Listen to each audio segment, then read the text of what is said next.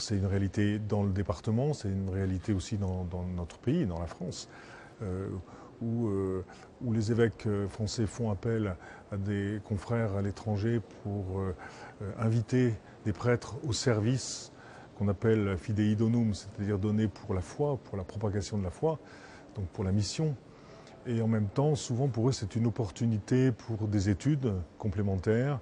C'est une opportunité aussi d'expérience qu'on appelle pastorale, donc dans un autre pays, dans une autre culture qui ouvre leurs perspectives et leurs compétences ensuite pour quand ils retournent au pays. On fait appel parce qu'on est moins nombreux et qu'on a des besoins pour conduire les communautés chrétiennes sur le terrain et qu'à l'étranger, il y a beaucoup de vocations au sens de répondre à cet appel et avec un dynamisme de l'Église qui se déploie beaucoup plus vite que chez nous, qui s'est plutôt tassé, mais il y a besoin de retrouver un élan, et un élan missionnaire. Une dizaine de prêtres viennent de l'Afrique, particulièrement du Burkina Faso, du Congo, du Togo aussi.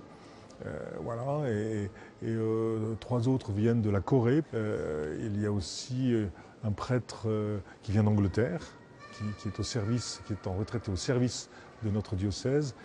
Il y a un prêtre qui vient du Pérou, ou la francophonie, bien sûr, c'est un avantage.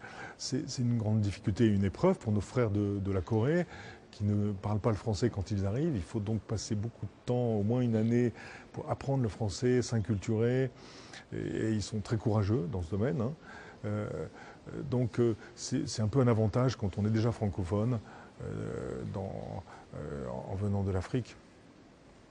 Après avoir évangélisé l'Afrique au XIXe siècle, voilà qu'ils viennent à leur tour nous soutenir dans une évangélisation nouvelle. C'est comme une église fille qui vient soutenir sa mère et en même temps comme dans un renouveau spirituel. Donc c'est ça l'enjeu avec la réalité d'aujourd'hui.